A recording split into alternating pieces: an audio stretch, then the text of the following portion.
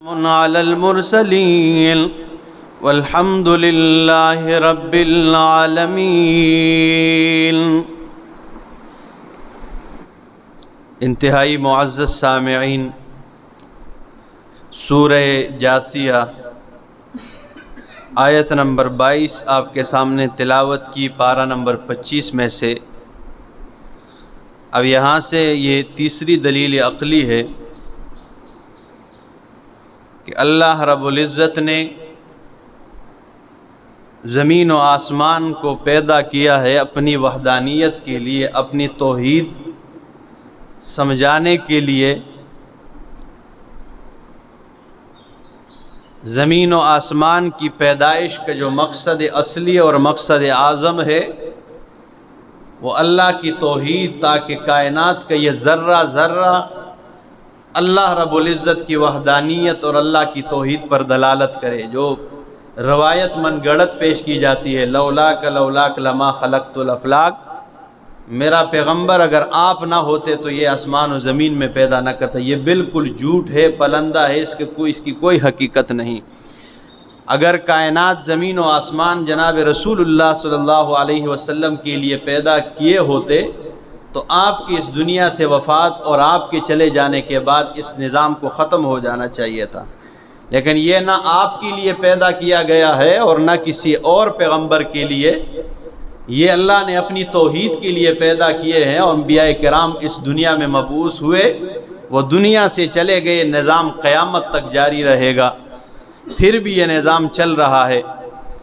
تو بارہا قرآن کریم کے کئی آیات اس پہ دال ہیں اور دلالت کرتی ہے کہ یہ اللہ نے اپنی توحید کی۔ ان میں سے ایک آیت یہ بھی ہے جو آج کے درس کی ابتدائی آیت ہے، فرمایا وَخَلَقَ اللَّهُ السَّمَاوَاتِ وَالْأَرْضَ، اور پیدا کی اللہ نے آسمان و زمین کو بالحق، ای لِاظْہَارِ الحق، اللہ نے آسمان و زمین کو حق کے اظہار کے لیے پیدا کیا ہے۔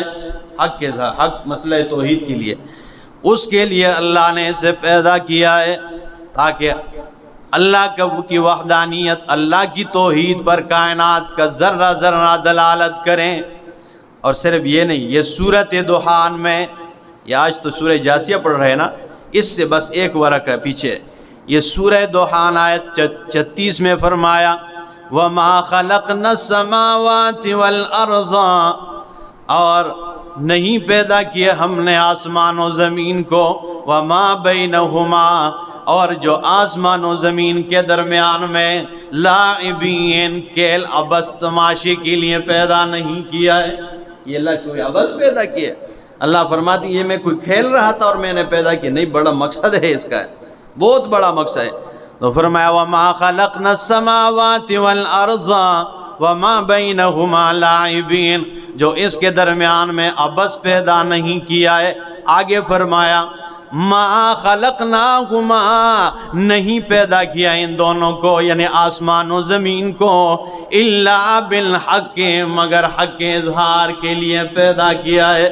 وَلَٰكِنَّ أَكْثَرَهُمْ لَا يَعْلَمُونَ، لیکن اکثر یہ لوگ نہیں جانتے ہیں، اکثر یہ نہیں جانتے، یا من گڑت کے پیچھے چلنے والے۔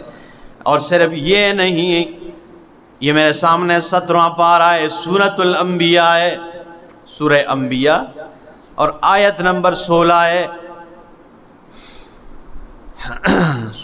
17واں پارہ سورہ انبیاء، یہ آیت نمبر 16 وَمَا خَلَقْنَا السَّمَاءَ وَالْأَرْضَ، اور نہیں پیدا کیا ہم نے آسمان اور زمین کو، وَمَا بَيْنَهُمَا لَاعِبِينَ، اور جو آسمان و زمین کے درمیان میں لاعبین، عبث پیدا نہیں کیا ہے۔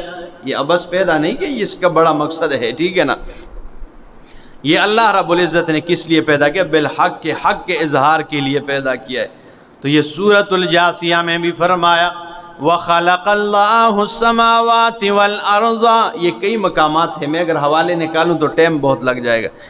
اور پیدا کیا اللہ نے آسمان و زمین کو، ہاں بالحق کے حق کے اظہار کے لیے، وَلِتُجْزَا كُلُّ نَفْسٍ اور تاکہ بدلہ دیا جائے ہر نفس کو، بِمَا كَسَبَتْ اس کا جو اس نے کمایا ہے، وَهُمْ لَا يُظْلَمُونَ اور ان سے زیادتی ظلم نہیں کی جائے گی، ان سے کمی نہیں کی جائے، پورا پورا بدلہ ہر نفس کو مل جائے گا۔ أَفَرَأَيْتَ مَنِ اتَّخَذَ إِلَٰهَهُ هَوَاهُ خبر دو مجھے، من اتخذ الہہ ہواہ کہ جس نے اپنے خواہشات کو اپنا الہ بنا لیا ہے۔ بعض لوگ اپنے خواہشات کو الہ بنا لیتے ہیں، جو خواہش دل میں آتا ہے وہی ہے، ٹھیک ہے نا، بے شک وہ دین اور اسلام کے مخالف ہی کیوں نہ ہو۔ تو فرمایا من اتخذ الہہ ہواہ جس نے اپنے خواہشات کو الہ بنا لیا ہے، وَأَضَلَّهُ اللَّهُ عَلَىٰ عِلْمٍ اور اللہ نے اسے گمراہ کر دیا ہے عَلَىٰ عِلْمٍ علم کے اوپر، یعنی اللہ کو یہ معلوم تھا کہ اس نے گمراہ ہونا ہے، اللہ کو یہ پتہ اللہ کے علم میں تھا، علم کے باوجود اسے گمراہ کر دیا ہے۔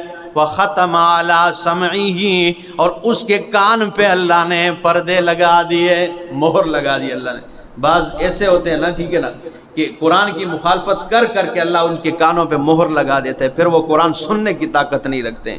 تو فرمایا وَخَتَمَ عَلَىٰ سَمْعِهِ اللہ نے اس کے کان پر پردے لگا دیے، مہر لگا دیا ہے، وَقَلْبِهِ اور اس کے دل پر لگا دیا ہے، وَجَعَلَ عَلَىٰ بَصَرِهِ غِشَاوَةً اس کے آنکھوں پر اللہ نے پردے لٹکا دیے، اسے خرافات تو نظر آتے ہیں لیکن اسے حق بات نظر نہیں آتی، حق اسے نظر نہیں آتا، باقی سب کچھ دیکھتا ہے۔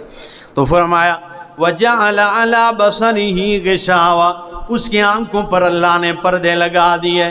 فَمَن يَهْدِيهِ مِن بَعْدِ اللَّهِ تو اللہ کے بعد اسے کون ہے جو ہدایت پر چلا دے، اللہ کے بعد کون ہے اسے ہدایت دینے والا۔ افلا تذکرون کیوں تم نصیحت حاصل نہیں کر رہے ہو۔ وَقَالُوا مَا هِيَ إِلَّا حَيَاتُنَا الدُّنْيَا انہوں نے کہا نہیں ہے یہ مگر یہ دنیا کی زندگی ہے ہماری، نموت و نحیا ہم مرتے ہیں، ونحیا اور زندہ رہتے ہیں، ہم مرتے ہیں اور جیتے ہیں، بس یہی ہے۔ وَمَا يُهْلِكُنَا إِلَّا الدَّهْرُ اور نہیں ہلاک کیا ہم نے إِلَّا الدَّهْرُ مگر زمانے نے۔ اب آپ کہیں گے مشرکین مکہ تو اللہ کو مانتے تھے، ٹھیک ہے نا، تو اس میں کچھ دہریہ ٹائپ بھی لوگ تھے اس طرح جو کہتے تھے یہ جو کچھ ہو رہا ہے آگے پیچھے، ٹھیک ہے نا، لوگ مرتے ہیں، یہ ہلاک ہوتے ہیں، یہ زمانہ ہی کر رہا ہے۔ تو فرمایا وَمَا يُهْلِكُنَا انہوں نے کہا ہمیں ہلاک نہیں کیا إِلَّا الدَّهْرُ مگر زمانے نے، وَمَا لَهُمْ بِذَلِكَ مِنْ عِلْمٍ اور نہیں ہے ان کے پاس اس پر کوئی، اس کے بارے میں کوئی علم بھی نہیں ہے۔ إِنْهُمْ إِلَّا يَظُنُّونَ نہیں ہے وہ مگر گمان کرنے والے، صرف گمان ہے، ٹھیک ہے نا، کوئی دلیل اس بات پر نہیں ہے، بس صرف بات کرتے رہے۔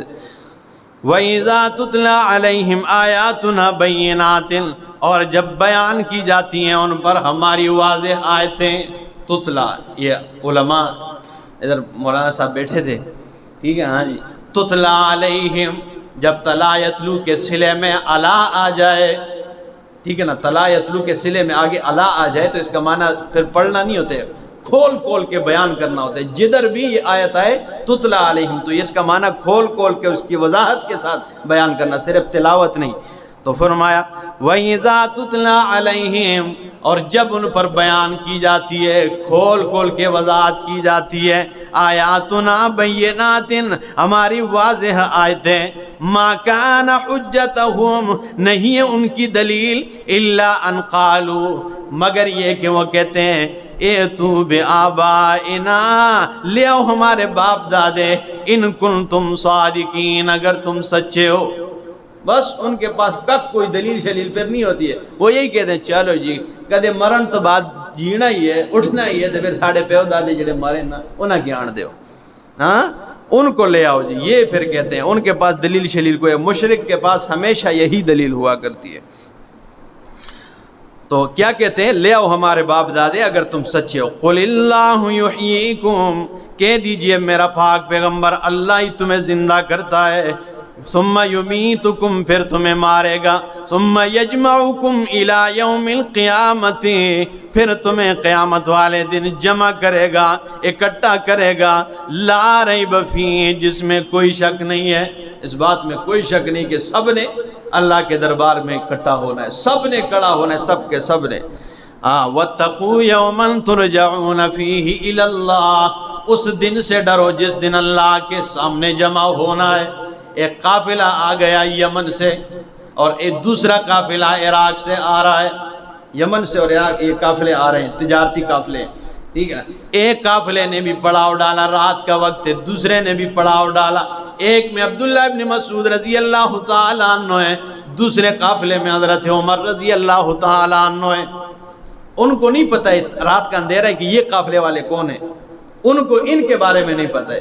حضرت عمر رضی اللہ تعالیٰ عنہ فرماتے ہیں اپنے شاگرد سے، اٹھ جا اور قافلے سے سوال کر، اٹھ جا سوال کر ان سے، ای الآیت اعظم فی القرآن، قرآن میں سب سے زیادہ عظمت والی آیت کون سی ہے؟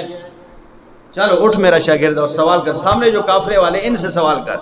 جب شاگرد نے سوال کیا، ادھر سے عبداللہ ابن مسعود رضی اللہ تعالیٰ عنہ اپنے شاگرد سے کہتے ہیں اٹھ جا اور جواب دے کہ قرآن میں سب سے زیادہ عظمت والی آیت یہ ہے، اللہ لا الہ الا ہو الحی القیوم، آیت الکرسی پڑھی بھائی، یہ عظمت والی آیت۔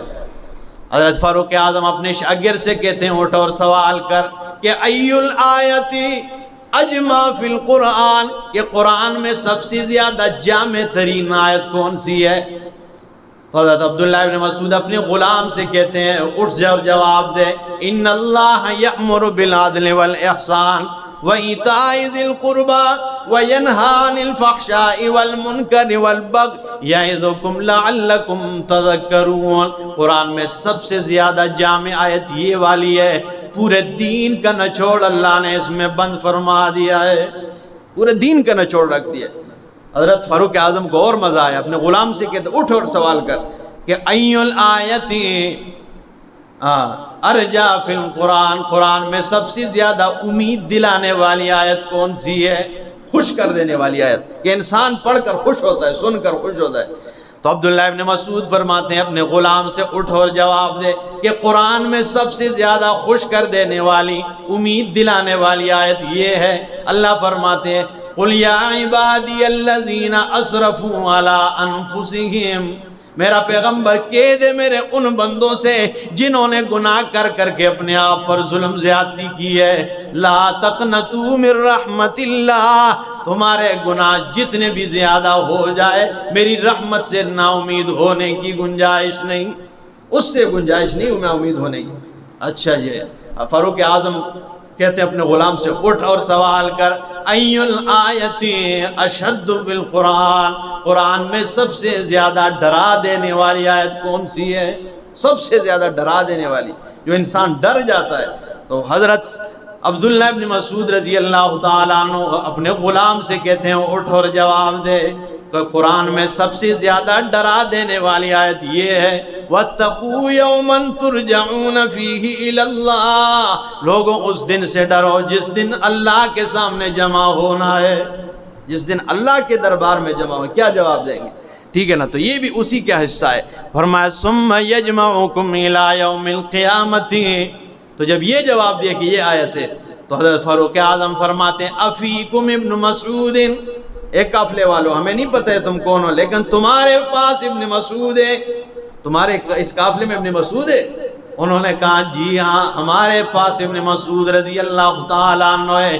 تو حضرت فاروق اعظم فرمانے لگے کنیف ملئ علما، مجھے پھر کیوں اس طرح جواب نہ ملے؟ عبداللہ ابن مسعود تو علم کا بھرا ہوا خزانہ ہے، وہ تو علم کا بھرا ہوا کوٹھا ہے، ٹھیک ہے نا۔ تو اس دن اللہ جمع کرے گا قیامت والے دن جس میں کوئی شک نہیں، اکثر لوگ نہیں جانتے۔ وَلِلَّهِ مُلْكُ السَّمَاوَاتِ وَالْأَرْضِ، اللہ ہی کے لیے بادشاہت آسمان و زمین کی ہے۔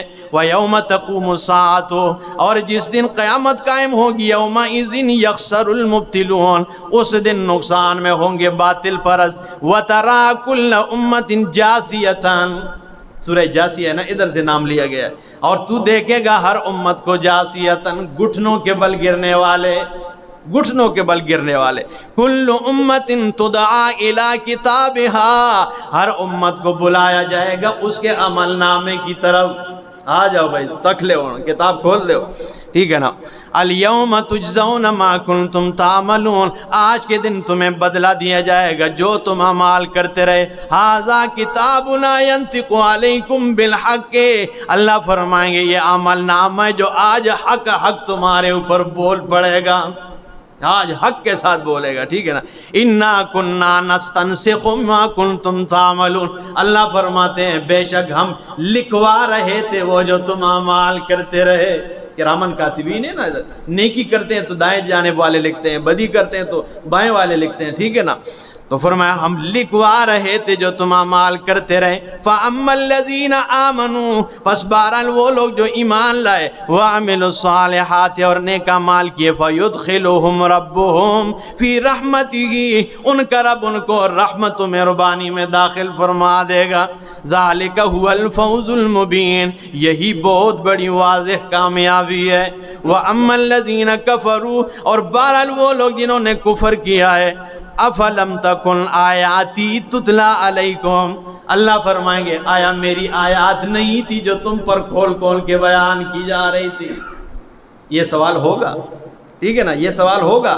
افلم تکن آیاتی، دسو ذرا، بول ذرا، میری آیات نہیں تھی تتلا علیکم کہ تم پر بار بار بیان کی جا رہی تھی، صبح اور شام بیان ہو رہی تھی. فاستکبرتم، تم نے منہ پھیر لیا، تم نے تکبر کیا. وکنتم قوما مجرمین، تم مجرم تھے. یہ قرآن کی آیات ہے. اللہ پوچھے گا تم پہ بار بار نہیں بیان کی جا رہی تھی اور تم تکبر کر کے پھر جایا کرتے تھے. وَإِذَا قِيلَ إِنَّ وَعْدَ اللَّهِ حَقٌّ، اور جب کہا جائے گا کہ اللہ کا وعدہ حق ہے. وَالسَّاعَةُ لَا رَيْبَ فِيهَا، اور قیامت ہے جس میں کوئی شک نہیں ہے. قُلْتُمْ مَا نَدْرِي مَا السَّاعَةُ، تم نے کہا ہم نہیں جانتے قیامت کیا ہے. إِن نَظُنُّ، ہم یقین نہیں کرتے. إِلَّا ظَنًّا، مگر گمان کرتے ہیں. وَمَا نَحْنُ بِمُسْتَيْقِنِينَ، اور ہم نہیں ہیں قیامت کے دن پر یقین رکھنے والے، ہم صرف گمان ہی کرتے. جب تم اتنے تذکرے کرتے ہو تو ہم کہتے ہو سکتا ہے. وَبَدَا لَهُمْ سَيِّئَاتُ مَا عَمِلُوا، اور ظاہر ہو جائیں گے ان کے لیے وہ برے اعمال جو انہوں نے کیے ہیں. وَحَاقَ بِهِمْ مَا كَانُوا بِهِ يَسْتَهْزِئُونَ، اور وَحَاقَ بِهِمْ، وہ گیر لیے جائیں گے، بِهِمْ مَا كَانُوا بِهِ يَسْتَهْزِئُونَ، یعنی جس چیز کے ساتھ وہ مذاق کر رہے تھے، جس عذاب سے وہ مذاق کر رہے تھے. کدو آسیاں مذاق نے گلاں کر کے، وہ اللہ فرماتے وہ کس میں لے لے گا؟ گھیرے میں لے لے. وَقِيلَ الْيَوْمَ نَنْسَاكُمْ، اور کہا جائے گا کہ آج کے دن ننساکم، ہم تمہیں بلا دیتے ہیں. كَمَا نَسِيتُمْ لِقَاءَ يَوْمِكُمْ هَذَا، کہ جس طرح تم نے اپنے اس دن کو، ملاقات کو بلا دیا تھا. اللہ فرمائیں گے تو اللہ تو بھولتا کوئی نہیں ہے. اس کا مطلب یہ اللہ فرمائے آج کے دن ہم تمہیں جہنم کی آگ میں چھوڑ دیتے ہیں جس طرح دنیا میں تم نے کیا کیا تھا، اس دن کے ملاقات کو بلا دیا تھا. وَمَأْوَاكُمُ النَّارُ، اور تمہارا ٹھکانہ آگ ہے. وَمَا لَكُم مِّن نَّاصِرِينَ، نہیں ہے تمہارے لیے کوئی مددگار. ذَلِكُمْ بِأَنَّكُمُ اتَّخَذْتُمْ آيَاتِ اللَّهِ هُزُوًا، یہ اس وجہ سے کہ تم نے اللہ کی آیتوں کو مذاق بنا لیا ہے. وَغَرَّتْكُمُ الْحَيَاةُ الدُّنْيَا، اور تمہیں دنیا کی زندگی نے دھوکے میں ڈال دیا ہے. فَالْيَوْمَ لَا يُخْرَجُونَ مِنْهَا، آج کے دن تمہیں انہیں اس آگ سے نہیں نکالا جائے گا. وَلَا هُمْ يُسْتَعْتَبُونَ، نہ ان کی توبہ قبول کی جائے گی. توبہ پھر اس وقت قبول نہیں ہوتی، ٹھیک ہے نا. اللہ فرمائے نہ انہیں نکالا جائے گا اور نہ. قرآن کریم کا یہ اسلوب ہے کیونکہ اس کا مرکزی اور مین جو مسئلہ ہے وہ توحید ہے اللہ کی. تو جو بھی تقریر کرتا ہے، اور یہ ایک اچھے خطیب کے بھی یہی کام ہوتا ہے کہ وہ اپنے موضوع کو شروع کرے، جو بھی ہو خاتمہ بھی اسی کے مطابق ہو. تو قرآن کریم جب بھی خاتمہ کرتے اللہ کی وحدانیت پہ کرتا ہے. فرمایا سورت کا خاتمہ ہے فَلِلَّهِ الْحَمْدُ، بس اللہ ہی کے لیے تمام صفات کارسازیاں ہیں، تمام تعریفیں اللہ کے لیے. رب السماوات و رب الارض، جو آسمان کا رب ہے، زمین کا رب ہے. رب العالمین، جو تمام جہانوں کا پالنہار ہے. جو آسمان و زمین کا رب ہے، جہانوں کا رب. وَلَهُ الْكِبْرِيَاءُ، اسی کے لیے بڑائی ہے فِي السَّمَاوَاتِ وَالْأَرْضِ، آسمان و زمین میں. وَهُوَ الْعَزِيزُ الْحَكِيمُ، اللہ عزیز زبردست ہے، حکیم حکمت والا ہے. اللہ زبردست ہے، سارے زندے زیر دست ہے اور سارے مردے بے دست ہے. جو بے دست ہو، زیر دست ہو، ان سے نہ مانگا کرو، جو زبردست ہے اللہ سے مانگا کرو. اس کی طرف اشارہ ہے. تو اللہ فرماتے ہیں وَهُوَ الْعَزِيزُ، وہ زبردست ہے، الحکیم حکمتوں والا ہے. اسی کے ساتھ سورہ جاثیہ اختتام پذیر ہوئی. اگلے درس میں انشاءاللہ سورہ احقاف شروع کریں گے. اقول قولی ھذا استغفر اللہ لی ولکم ولسائر المسلمین.